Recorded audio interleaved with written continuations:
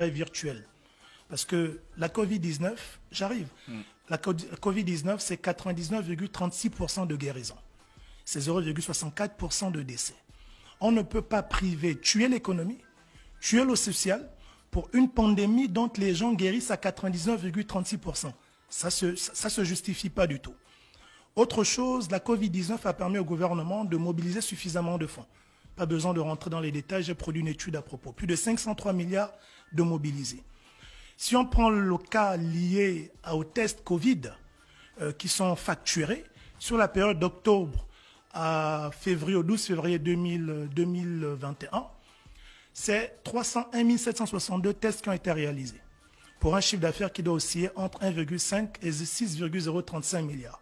Quand le ministre de la Santé vient annoncer 1,2 milliard.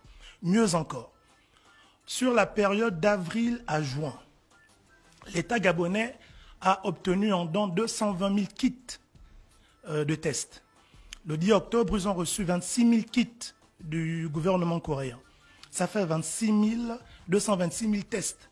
Mais j'ai été sincèrement très blessé en fait. Blessé dans le sens où, quand le gouvernement rend obligatoire les tests, le gouvernement a encore en son stock 45 000 tests gratuits issus des dons qu'ils ont reçus. Donc ils ont facturé à la population gabonaise plus de 46 000 tests qu'ils ont reçus gratuitement.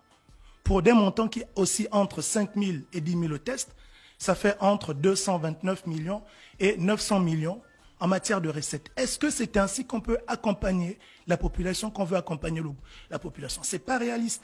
Donc on a en face, pour moi, comme je le dis tout le temps, c'est une arnaque qui n'a pour objectif que de précariser la petite population au lieu de l'accompagner avec tout ce qu'on a comme ressources. Quand on sait que le Gabon, en matière de PIB par habitant, c'est la somme du PIB du Nigeria, du Sénégal, du Maroc, du Kenya, qui sont des pays développés. On devait peut-être là où nous sommes aujourd'hui.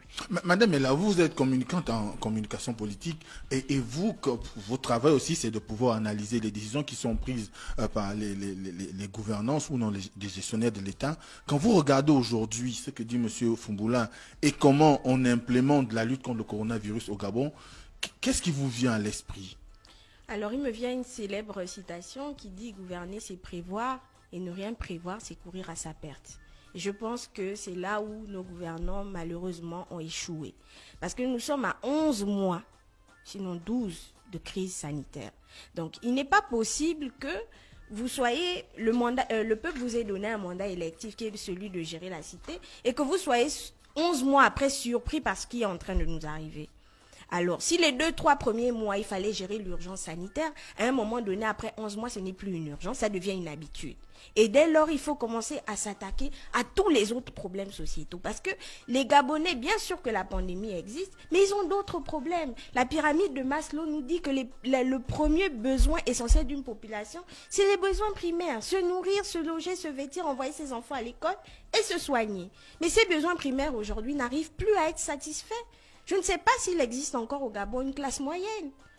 Moi-même, avant, je me définissais comme la classe moyenne, mais je ne peux plus aujourd'hui me définir comme étant membre de cette classe moyenne. Parce que je vis en dessous de ce que j'ai dû... Enfin, mon niveau de vie a baissé à un niveau où je vis presque dans la précarité. Mais le gouvernement a quand même mis en place des mécanismes pour accompagner un certain nombre de secteurs, les Gabonais économiquement faibles, les entrepreneurs. Si lors du premier confinement, il y a eu des aides, notamment la gratuité de l'électricité, par exemple, l'électricité et la distribution, quoique partielle, discutable de dons alimentaires, mais elle a été ponctuelle 11 mois après. C'est-à-dire que les Gabonais ont accepté cette pandémie en se disant, bon, on voit quand même un effort de la part de nos gouvernants, on voit que cette maladie est réelle, ok, on fait l'effort de serrer la ceinture. Aujourd'hui, il n'y a plus de ceinture. Il n'y a plus de ceinture. La ceinture a cédé, elle a coupé, elle n'existe plus.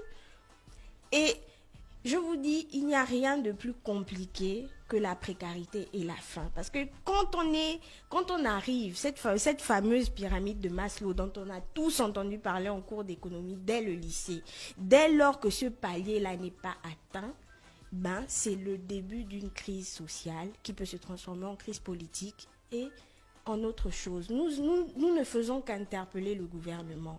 il faut, à côté du champ lexical actuel qui est interdiction, interdiction, interdiction, interdiction, ajouter à côté mesures d'accompagnement, gratuité, subvention, aide sociale, dons et compagnie pour apaiser justement les populations. Parce que quelqu'un qui n'arrive pas à manger va forcément mourir. Et ce ne sera pas de la Covid-19. Il va mourir de faim, il va mourir parce qu'il n'a pas de quoi aller s'acheter un médicament du palu, parce qu'il n'a pas de quoi s'acheter un médicament de la tension ou je ne sais quoi d'autre, et bien il va mourir. Il ne mourra pas du Covid-19.